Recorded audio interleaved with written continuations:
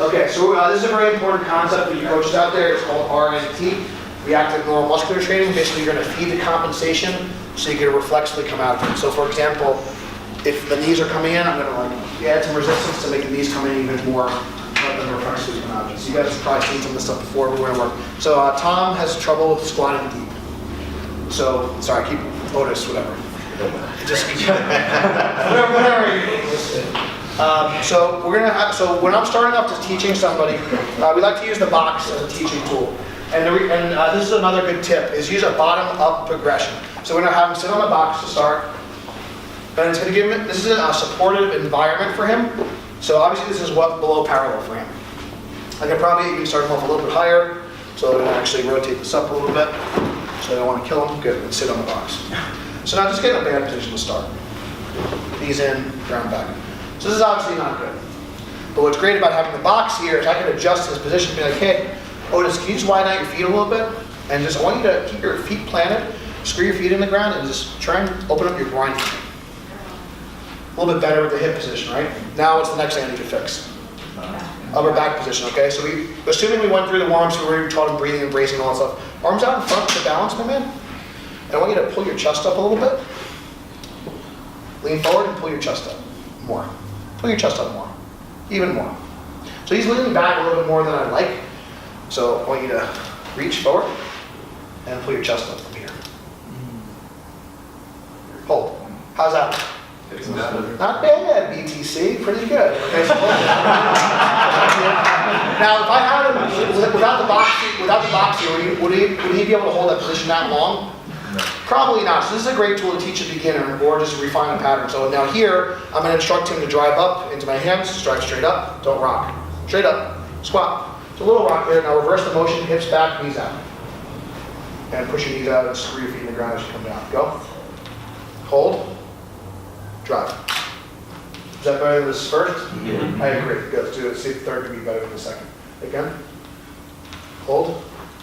Drive. Little plop at the bottom, so eliminate that plop. Just don't worry about it. When, just keep squatting down, pretend the box isn't there. Go. Slow, slow, slow. Drive. Not bad. Cool. Good job. Let's give him a hand. So we're going to put this hip circle on. You can thank Mr. Bell for the free Power magazines. Little plug for him. So we're going to put the hip circle on. You can use a band as well. We're going to put this, typically the lower you put it, it's going to be harder, but we're just going to put this above the knees to start. So what is the band doing? It's bringing our knees into valgus position. So that's where the RNT comes in. So you need to push out a little bit higher. So a little higher.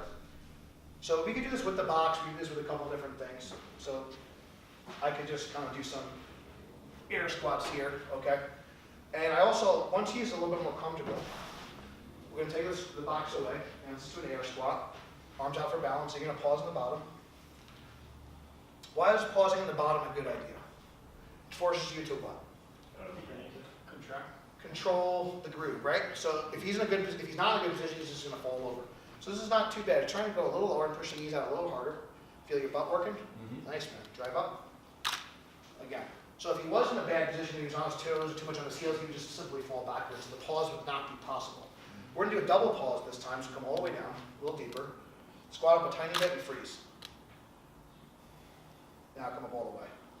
So double pause can be effective as well if you have trouble kind of coming forward in the bottom. So let's come all the way down. Go. Come up a tiny bit. Finish. Excellent. Okay. This is the real test here. We're going to go facing the wall. Let's make sure to pull his pants up, man. We don't want to put a not safe for work, not safe for, on the video, you know. So why is the wall a great cue? Good tap, because what ends up happening if I come forward? Yeah, it doesn't feel good, right? What if my knees come too far forward? So it's a really great teaching tool to teach the lifter to open up and stay upright. So let's just try pretending you have the bar on your back. That's good. A little deeper. So it's really forcing him a little deeper. So see how he's losing his balance point a little bit there? Yeah, let's try again. It's okay. But this is something he needs to work on, so this would be a good drill for him to practice.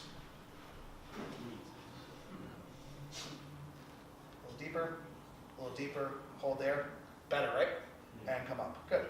All right, you're good now. You take a rest. Good. Give him a hand. So that would be a really great teaching progression for the squat.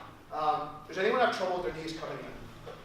It's okay if you don't. Everyone's an amazing squatter. A little bit. You're pretty good. Okay, but let's get you out of here. But yeah, I think Towards the bottom. yeah, it's okay. It's not terrible. So let's just take a look at this squat. We'll use the box to start. So just come down normal for me. Okay, so just push against my hand for me. So number one is make sure you feel that hip tension and your reading feet. Arms out in front. So your feet in the ground. Lean forward a little bit. Chest up. Knees out. Push into my hand. Go. Hips back. Knees out. Pause. Push. Pretty good? Yeah, it's not bad. Okay.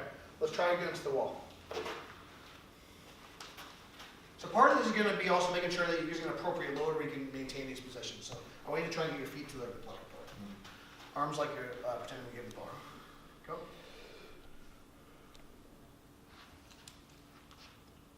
Pause. Push. Again.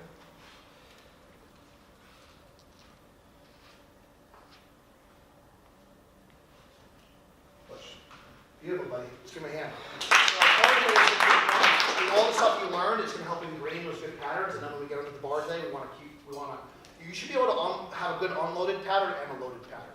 So if you start to get to a point where you start coming in, I would just make sure this is a good time to, thanks buddy, I first kind of heard this concept from Dan Green, but basically like, you have an absolute maximum and you have a technical maximum. So let's say, for example, you could pull 500 pounds with a round back, but you could pull 400 pounds with a straight back. I recommend you train with your technical maximum, and then eventually, if you're an elite level lifter, like you're Yuri Belkin or somebody, your technical max and your absolute max is going to be very close if you're a very good lifter. If you're not such a great lifter, if you're a beginning lifter, your absolute max is going to be vastly above your technical max. Do you guys understand that concept? So it's mostly important that you work more on a technical max, and that'll help ingrain those proper patterns. Does that make sense? You know why you said the training max? The 90%? Yeah, usually kind of keeps like those lifters in check. And obviously, like, if you're a really high level lifter, you know, someone like Larry or Andrew or Steven, like they're not always going to be able to like lift, 750 like just ran. You know what I mean? Like you need to actually even peak yourself a little bit just to be at 90 or 100%, right? So I couldn't just like go in and squat, 700 and bell 900. Like, I'd have to train to get to that point. But so that's a good reason why we use training max and all like program methodology. Okay.